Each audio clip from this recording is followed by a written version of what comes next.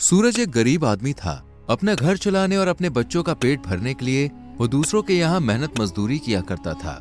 कई बार उसे पूरे दिन मजदूरी करने के बदले सिर्फ आधे पैसे, फटे पुराने कपड़े और बासी खाना मिल जाता था, जिन्हें वो शाम को अपने गमछे में बांधकर अपने बच्चों के लिए घर ले जाता था।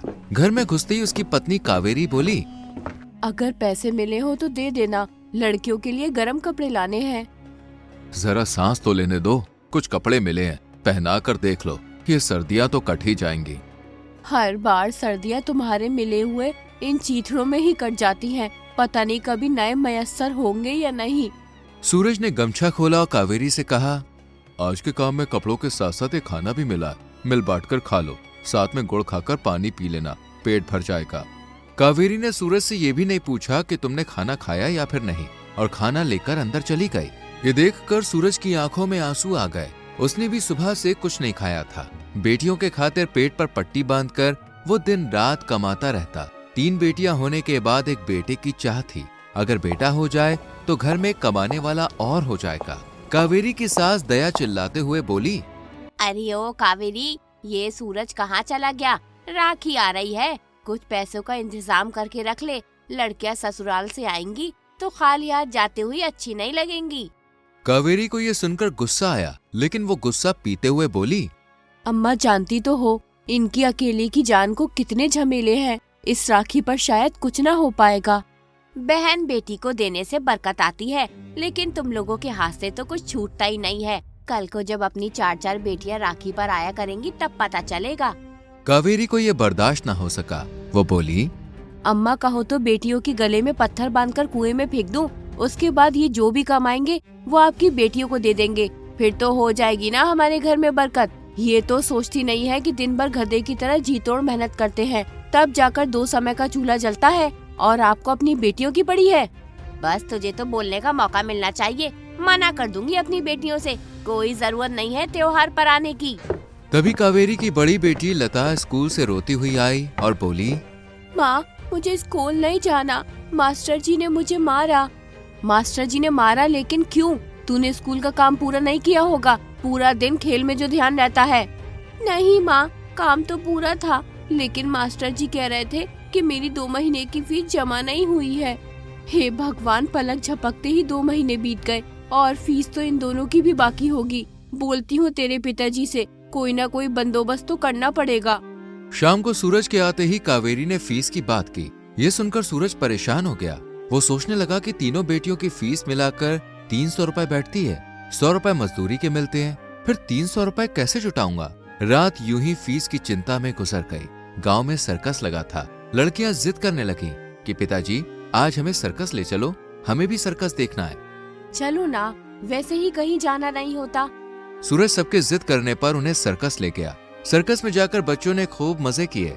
पहली बार सबके चेहरे पर इस तरह की मुस्कान आई थी, लेकिन सूरज तो अब भी बच्चों की फीस की उलझन में ही पड़ा हुआ था। सर्कस में घूमते घूमते देखा कि एक जगह एक लड़ाकू सांड अच्छे अच्छे सूरमाओं को पटकी दे रहा था। उसे काबू करने वाले को 5000 रुपए का इनाम था। सूरज कावेरी से बोला, सुनो, मैं कोशिश करके देखूं?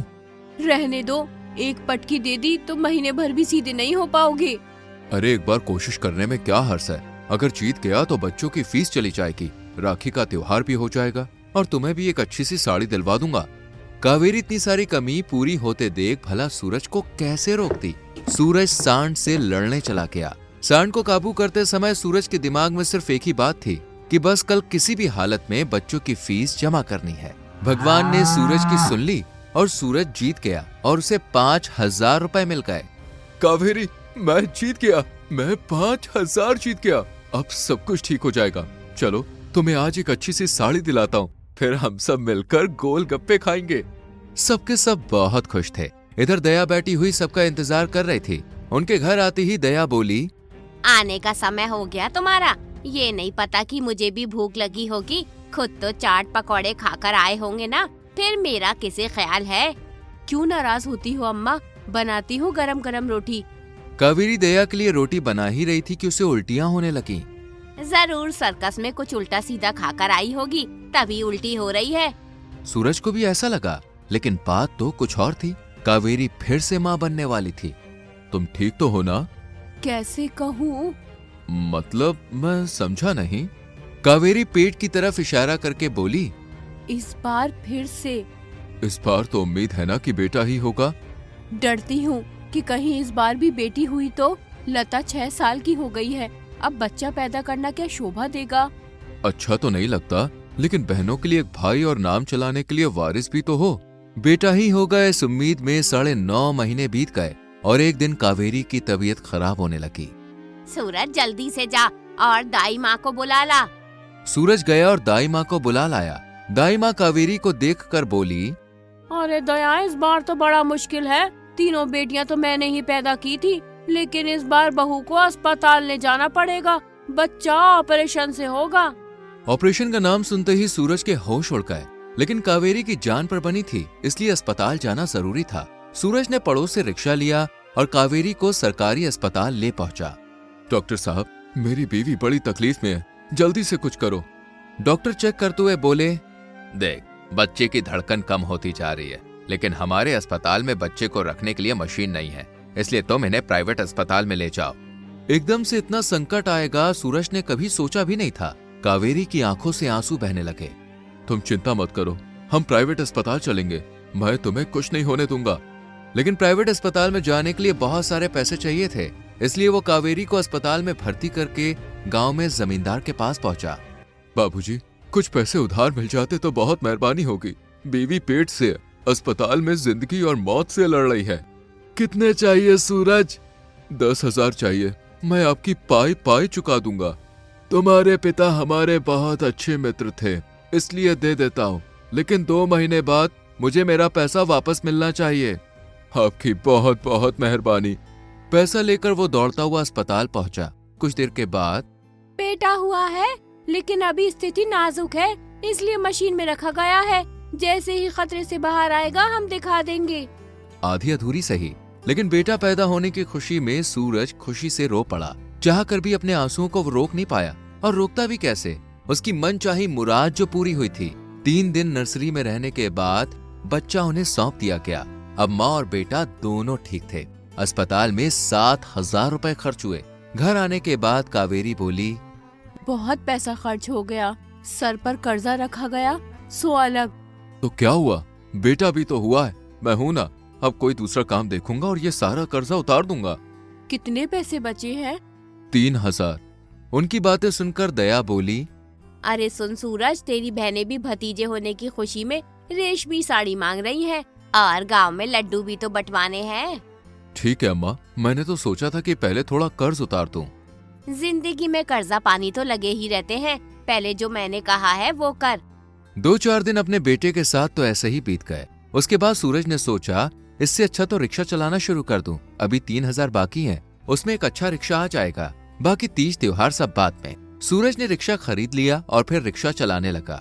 रिक्शे से उसकी आमदनी तो ठीक होने लगी, मगर बचत के नाम पर उसे 1 रुपया भी नहीं बचता था।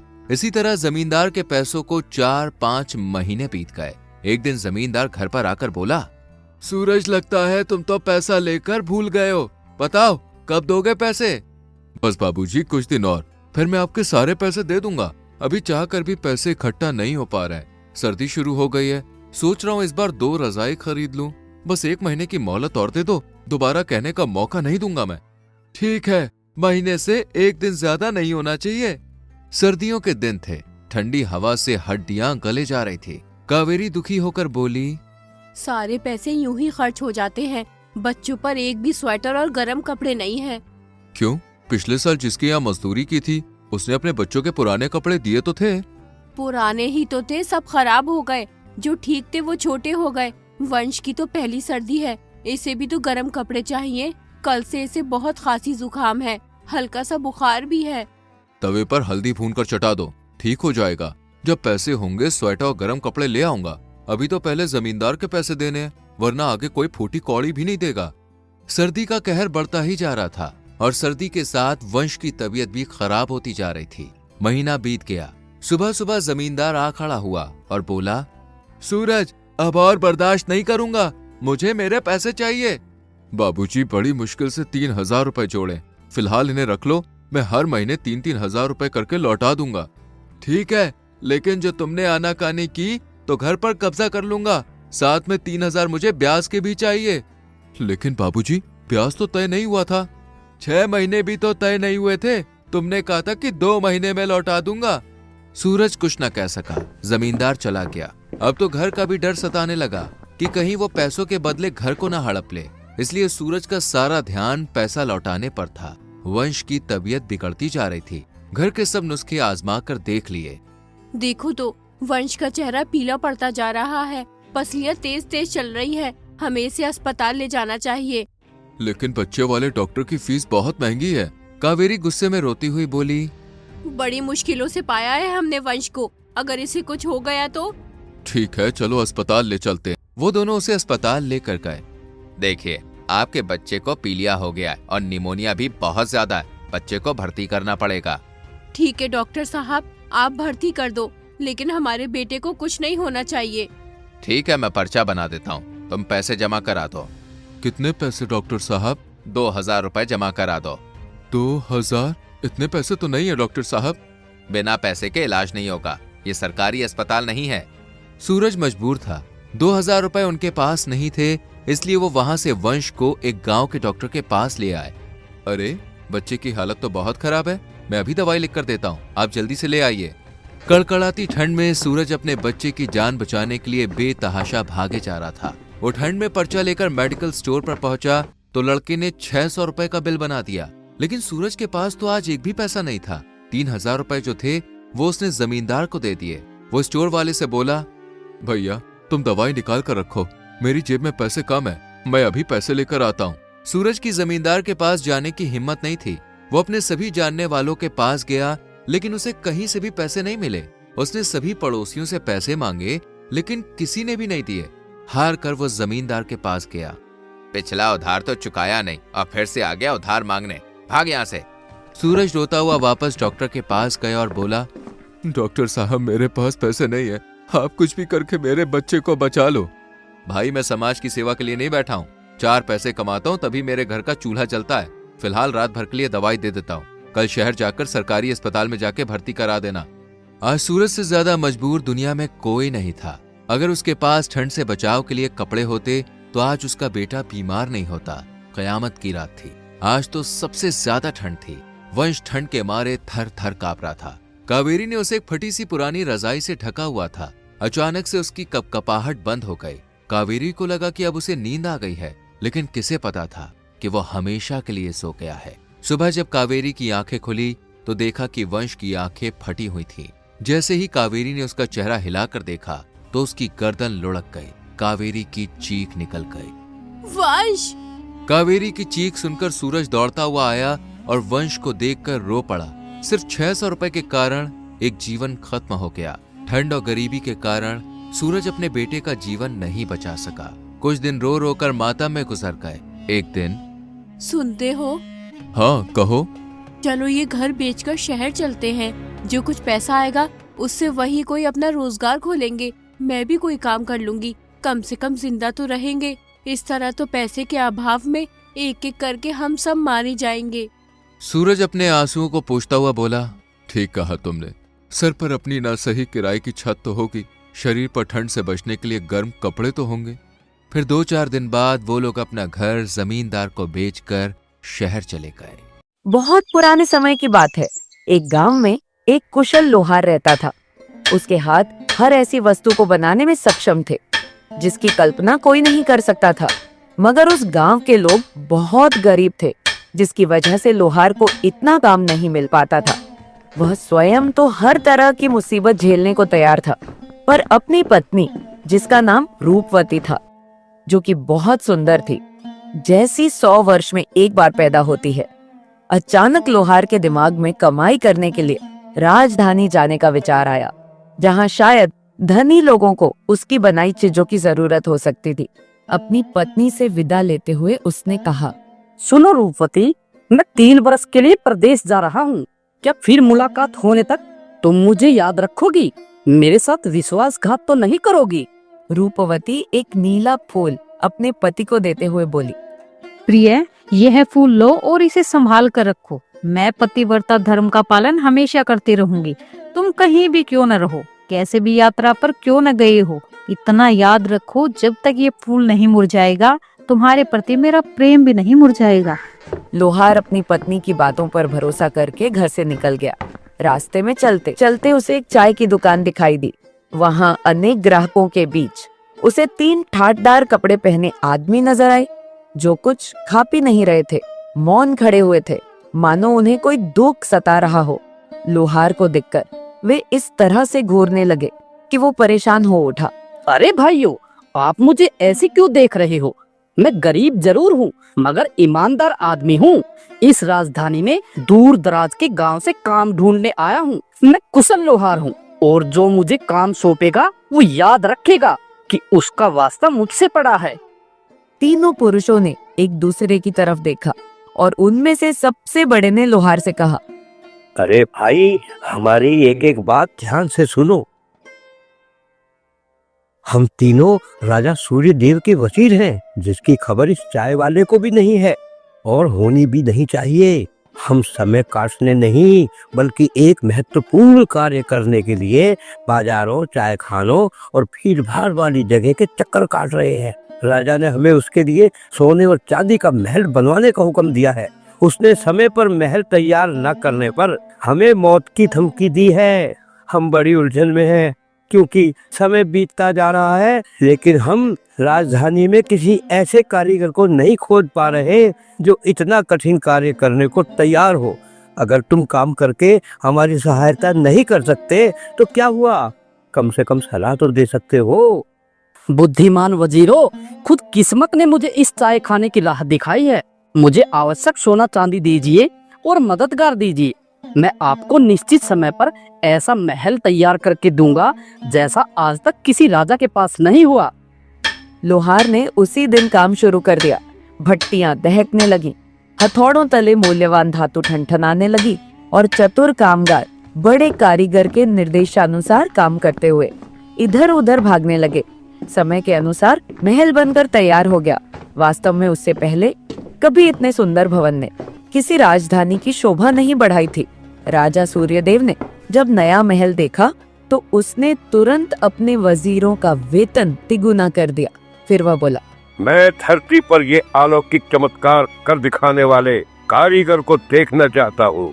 लोहार को लाया गया। राजा ने उससे कहा, आज से तुम मेरे घनिष्ठ सलाहकार और दोस्त हुए। मैं चाहता हूँ कि तुम्हारी प्रतिभा और कौशल का उपयोग न तो मेरी प्रजा करे और न ही कोई विदेशी बादशाह। तुम इस सुंदर महल में मेरे पास रहोगे और केवल मेरे लिए काम करोगे। तीनों वजीर लोहार से मन ही मन जलने लगे और अकेले में मिलकर उसे किसी तरह बर्बाद करने की सोचने लगे। एक दिन वजीरों ने राजा के पास जाकर कहा, महाराज, आपका चहेता लोहार जादूगर है। उसने महल किसी जादुई फूल की सहायता से बनाया है और उसी की बदौलत वह आपका कृपा पात्र बन गया है। उस फूल को वह लोगों की नजरों से छिपा कर रखता है। हमें लगता है कि यह दुष्ट आपके प्राण लेने के लिए आपके विरुद्ध कोई षड्यंत्र रच रहा है। तुम मुझसे छिपाकर कौन सा फूल सीने में लगाए रखते हो? अगर अपनी जान बचाना चाहते हो तो सच सच बताओ। लोहार हैरान रह गया कि उसका रहस्य किसने खोला है। उसने न मुरझाने वाला फूल निकालकर राजा सूर्यदेव को अपनी पत्नी तथा उसकी विदाई के समय कही सारी बातें ईमानदारी से बता दी। महाराज, ये फूल मेरी पत्नी के प्रेम की निशानी है। जब मैं घर से आया था तो उसने मुझे जाते समय कहा था कि जब तक यह फूल नहीं मुरझाएगा तब तक मेरा प्रेम तुम्हारे प्रति बना रहेगा। महाराज, यह ढीठ अपने मालिक के सामने झूठ बोलने का साहस कर रहा है। हमें अच्छी तरह से मालूम है कि इसकी पत्नी इसे कब का भूल चुकी है और किसी भी आदमी से खुशी खुशी शादी करने को तैयार बैठी है। दुनिया में ऐसी कोई औरत नहीं है जो धन और उपहार के लालच में न फंस जाए। अगर महाराज आप इजाजत दें तो मैं ये साबित कर सकता हूँ। ठीक है, जब तक तुम कोई सबूत लेकर नहीं आओगे तब तक इस कारीगर को बिना कोई हानि पहुँचाए कैद खाने में रखा जाएगा। पहला वजीर सरपट घोड़ा दौड़ाता उस गांव में पहुंचा जहां लोहार की पत्नी रहती थी। उसने वहां किसी संदिग्ध व्यक्ति से जान पहचान कर ली और उसकी मुट्ठी गर्म करके उसे अपनी योजना बताई। अरे भाई, लोहार की पत्नी जैसी पतिव्रता औरत इस गांव में ही क्या, सारी दुनिया में नहीं मिलेगी। इस मामले में केवल रजिया ही तुम्हारी मदद कर सकती है। वह आदमी बिना कल पर टाले दुष्ट औरत रजिया को वजीर के पास ले आया। वजीर ने सारा किस्सा रजिया को बताया। उसकी सारी बात सुनकर वह बोली, अजनबी, अगर तुम्हारे पास 1000 सरफिया हो तो मैं तुम्हें उस औरत से मिलने के लिए अपनी सारी चालाकी से काम लेने को तैयार हूँ। वजीर ने 1000 अशरफियां रजिया को दे दी। फिर वह लोहार के घर की तरफ चल दी। रजिया कुछ अशरफियां लोहार की पत्नी को देते हुए बोली, बेटी, तुम्हारा पति प्रदेश की खाक छानता फिर रहा है और शायद तुम्हें भूल भी चुका होगा।